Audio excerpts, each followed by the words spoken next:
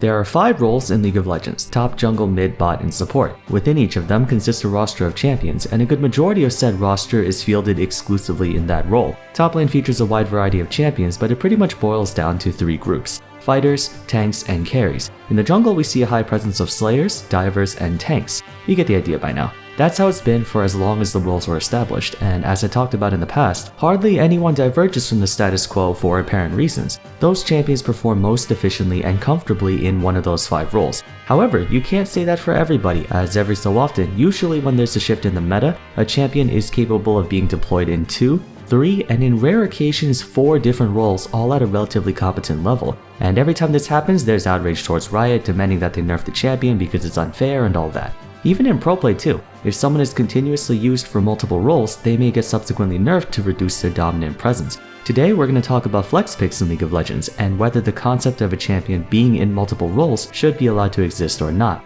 Probably would be a good idea to explain the term in question. A flex pick, which is short for flexible pick, is a champion that can be picked into multiple roles, allowing the player, and by extension the team, more safety during a champion draft. In Champ Select, the blue side chooses one champion first, then it goes over to red side choosing 2, then back to blue, and it alternates until all 10 champions are picked. League of Legends is very matchup dependent, so picking first is undesired because it forces you to show your hand before they show you theirs. It makes it so they can counterpick you accordingly. Flex pick circumvents this in a way since the champion can theoretically be played multiple roles. The enemy team doesn't know which role they're specifically going to, reducing the likelihood of you getting counterpicked. I don't think all that many people know about flex picking because it's never mentioned in solo queue, more of a pro play thing. Little do they know, it does play a part in both aspects of League. Naturally in pro play, each team can trade champions with each other, and the usual rule of thumb is to include as many flex picks as possible to avoid getting counterdrafted. When Viego was finally allowed in pro play, he could go top, jungle, or mid, which meant seeing Viego on the enemy team meant you had to be prepared for him to go anywhere. Solo queue has its own uses for flex picking. A common trick to determine who is going where on the enemy team ahead of time is by observing their bans. Even if they have a flex pick like Yasuo who can be played top, mid, or even ADC, if they ban Danny, there's a high chance it's Yasuo mid, or if they ban Caitlyn, it's probably Yasuo bot. If they ban Renekton, he might be going top. Or, you can add another layer of complexity to it by locking in Irelia and then banning Sylas. Irelia can be flexed either mid or top, but so can Sylas, so you're not sure which role she's gonna go. Flex picks are becoming more and more ubiquitous thanks to a multitude of factors. For instance, prior to mythic items, junglers would be obligated to purchase a completely different first item that would imbue their smite based on the item purchased. It would then be able to be further upgraded into one of 4 versions: Warrior, Runic Echoes, Cinderhulk, and Bloodrazor. These were essentially cheaper but comparably effective versions of their lane counterparts. Warrior was Ghostblade without the lethality, Runic Echoes was Luden's Echo almost to a T, Cinderhulk was Sunfire Cape, and Bloodrazor was Blade of the Ruined King. If a champion didn't do well with any of those 4 items, that would basically remove any hopes of them being able to jungle. Now of course, junglers can build the exact same first items as any of their laners, and with mythics in the game, every class, or almost every class anyway, has an impactful first item that can contribute a lot right out the gate, which opens up the door for champions to go into other roles even if there's a possibility they won't obtain as many resources. That said, flex picks were around for years. We used to have bits of time where Lulu would be able to go top, or Ezreal could go jungle, Talia could support, but they're appearing at a higher frequency nowadays, and the direction League is going indicates that this is a deliberate occurrence. Vex has been going mid and support, Akshan top and mid, Viego top jungle and mid, Seraphine mid and support, Yone top and mid, Lilia top and jungle, Set was top and support when he first came out, so on and so forth. A more recent example would be when Riot gave Talon, Zed, and Qiyana access to the jungle role, so now you have to be ready to face them in either jungle or mid. Currently, there's a huge number of champions that are flex picks, and it's bound to change with preseason coming up. Although by the time you watch this, preseason will have already started since I make these videos usually a week or 2 in advance. Now champions get rotated in and out of flex pick status on a regular basis, so for continuity's sake, I'll give some examples of champions who are always flex picks and not only when they're strong. I already mentioned Irelia, who's one of the most notorious flex picks in the game. There's also Akali who's in the same boat. Vladimir can go top and mid as well. I suppose we can make a case for Shaco being viable as a jungler and support. The backline mages Vel'Koz, Xerath, and Ziggs are seen in the bot lane but can also go mid as usual. Yasuo can go mid lane, top lane, and bot lane. Vayne goes bot, but every now and again there's that one piece of garbage top laner who picks her top because they sacrifice their pride and dignity for elo. I hate them. Back to the topic at hand. I'm guessing some of you might be wondering how a champion becomes a flex pick in the first place. After all, while each role is pronounced in their own way, they're all in the same Summoner's Rift, and the laning phase lasts all but only 2 minutes nowadays, but with everyone having full-blown teamfights at level 3. There's a multitude of factors in play that determine a champ's ability to flex into multiple roles, but usually it comes down to one condition: priority. Priority is used to describe a situation where one player is able to respond to changes in events faster than their opponent, such as if a fight breaks out in the jungle. A simple example of this would be if you're under tower and there's a huge minion wave you have to deal with. In this case, your lane opponent has priority, as should the two junglers try to compete over Scuttle Crab, you obviously can't leave lane to help because A, you would have to go through said lane opponent to do so, and B, at the cost of all those minions and likely a tower plate. The only potential loss they face is losing half of a wave. Flex picks are often able to hold lane priority in at least a neutral or advantageous state for multiple matchups thanks to their self-sustainability, kill power, and/or wave control. Going back to Irelia, Blade Surge is wave clear, kill power, and sustain all in one package. She can gap close on you through your minions, making it easy for her to punish you for walking up to CS. She has a solid mixture of both offensive and defensive options, and it's also because she fares well against both melee and ranged champions due to her high field of range. A short-ranged immobile juggernaut like Garen could theoretically be played in the mid lane, but he has no way to deal with the likes of Anivia, LeBlanc, and Ahri because he gets kited. This applies to support and jungle too. Talon can achieve jungle priority very easily thanks to his high single target burst and amazing tempo. The only thing that prevented him from being a jungler until now was his terrible clear speed, which is now at a level where he can compete with other junglers. This is a somewhat outdated example, but do you guys remember during spring and early summer 2021, Lee Sin used to play top, jungle, and mid. Alongside a few buffs he received, such as less cooldowns on Q and W, his E Tempest got a huge boost to his base damage and a flat cooldown reduction. 100 at level 1 is insane considering his wide area coverage and 8-second cooldown. For reference, Renekton's Call of Meek is also an 8-second AoE attack but has a base damage of only 65. Anyway, that combined with Lee's high base numbers and access to shields, lifesteal, and spell vamp gave him enough kill power and wave clear to consistently hold lane priority, which is why he was also able to go into solo lanes. As for supports, Shaco's support is a thing because he achieves lane priority in an anti-carry sort of way. His boxes are some of the best disruption tools in the entire game, so even though support Shaco doesn't exactly have the most kill power or wave clear, he gains lane priority by making it essentially impossible for his opponents to get priority themselves. Pyke, Alistar, Thresh, Amumu, Nautilus, or Khan, they have no hope for engage when he's got boxes plastered all over bot lane. The long and short of it is, if the champion can easily achieve priority, they can flex into multiple roles. How that priority is achieved doesn't really matter.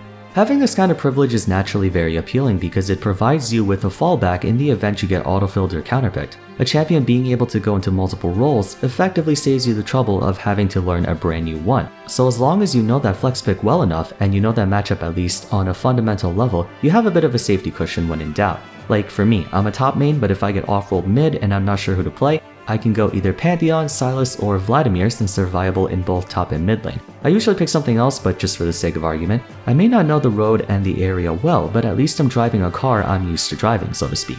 And it's not like flex picks are losing out on anything by being able to do this. They're just as good or sometimes better than champions who can only go into one role. With so many pros and almost no cons, it might not be that unreasonable to think flex picks are overpowered. They can perform well in multiple roles, which implies they win enough matchups in each role to justify being played there, which then implies they have less counterplay since they have so many winning matchups. Riot also doesn't take too kindly to champions having this kind of privilege, and so they take steps to ensure their multi-talent is restricted in some way. Patch 11.21 saw Karthus receiving nerfs to the mana refund on his Defile passive, a change that affects mostly bot lane Karthus given junglers have access to almost unlimited resources thanks to blue buff and their accelerated mana regeneration.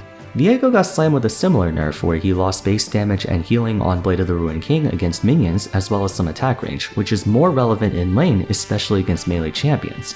That begs the question if being a flex pick is an indicator of an overloaded champion, if they're too versatile in so many situations. It's hard to say really. Yes, the perks you get by fielding a flex pick may be considered unfair at times. Some of League's most 200 years champions just so happen to be good in multiple roles like Irelia and Akali. It can get really obnoxious having what could arguably be described as a Swiss Army knife, a get-out-of-jail-free card you can use for any situation. Though I feel like this pertains more to temporary ones, not the tried-and-true champions. If you remember earlier, I mentioned that flex picks come and go all the time. For the past few months, the big bad flex picks were Graves and the 380 champions Talon, Kiana, and Zed. Graves in particular has been causing a lot of problems top jungle and mid because he had so much lane pressure thanks to his status as a ranged champion, and of course good wave clear and high base damage. but he wasn't always this way, and most likely he's going to get forced back into jungle with another nerf or two. I think what Riot is trying to do is limit the amount of flex picks, not necessarily remove them entirely. Again, they add an interesting dynamic to champion drafts. It would be easy to counterpick your opponent if you knew exactly what they were playing, but at the same time, you don't want there to be too many flex picks because that ironically lowers champion diversity. Flex picks remove the need for you to learn other champions. If you're a jungle main and you want your Graves, rather than actually learn new champions for whenever you get autofilled top and mid, you can just play Graves, there you go. From a solo queue standpoint, it gets tiresome to have to deal with the same 1, 2, or 3 champions over and over again. Irelia and Graves have 2 of the highest ban rates because both mid and top players are banning them due to being annoyed by their constant presence, and that goes double for pro play. Viewership has been on a constant decline the entirety of 2021, since it's getting to a point where all games have the exact same pick and bans every single time. Playing and watching League gets stale due to flex picks, so whenever there's an abundance of them, there's usually action taken in response to it. I think, in a way, it might be as a result of how everything is becoming more accessible, and that ironically creates a paradox. Riot has been taking steps to make League more accessible through a multitude of ways. They've given more agency to support players by removing the need for them to build support item or sightstone. Shot of True Ice, Pauldrons of White Rock, Black Mist Sight, and Bulwark of the Mountain are automatically acquired after generating enough gold through their item passes. That way, supports can go straight to buying actual items that help them impact the game. Through this, champions who ordinarily couldn't go support because they were so dependent on the first item now could do so since they don't have to invest that much into wards or their gold generation item. Jungle got the same treatment. To reiterate, junglers don't have to buy a completely separate item now just to do their job. They can go straight to buying normal items like everyone else, so champions who are incompatible with those earlier items are now freed of that restriction. Adding on to that, jungle clearing has been made much easier. Champions have been given buffs that allow them to go into the jungle, so that role is more accessible too. And let's not forget, items have also become standardized. Now thanks to Mythics, everyone has a 1-item power spike, allowing them to exit the laning phase much earlier than before and start team fighting and skirmishing around the map. You would think that making the game more accessible would incentivize players to experiment, try new things, maybe watch one of Happy Chime Noise's videos and get to Challenger playing Yuumi jungle, I don't know. In a perfect world, that might be a possibility, except this is League of Legends, far from a perfect world. I don't remember which video I said this in, but solo queue players in this game just want to find whatever brings the most results for the lowest amount of effort. Experimenting takes effort. Why bother risking LP with some new pick when you can just take your one trick into every role now that you can? By that logic, all of this accessibility actually lowered the amount of diversity. Champions that are exclusive to one role are only so because they're built for that specific role. Flex picks are able to go into multiple roles because they're built to handle a lot of situations. By making those situations more available to the one-role picks, it makes it even more accessible to flex picks. It affects everybody. That being said, I think it's okay to have them in moderation or have it depend on circumstance. If the champion has a natural tendency to be viable in two roles, I don't think it's a bad thing per se. Even though Yasuo can be flexed into top, mid, and ADC, not many people think he's a problem. Same with Lux, she goes mid in support and I haven't really heard many people talk about her. Given that not every single flex pick causes rage and frustration amongst players, that would mean it's not a champion's flex pick capabilities that's the problem, at least not entirely. It would have to be evaluated on a case-by-case basis if I want to form any conclusive opinion. For example, Graves? Absolutely not, he should not be able to do what he's been doing for the past few weeks. But with that said, I'm gonna end it off here. As usual, let me know your thoughts on this matter in the comments, if you think flex picks are fine, if you think they're broken. For the time being, if you enjoyed, a rating would be much appreciated. Don't forget to subscribe if you want to watch more content like this. Follow me on Twitter and join my Discord server if you haven't yet. And lastly, check out my other discussion videos after this one. Until next time, thanks so much for watching and I hope to see you again soon. Take care.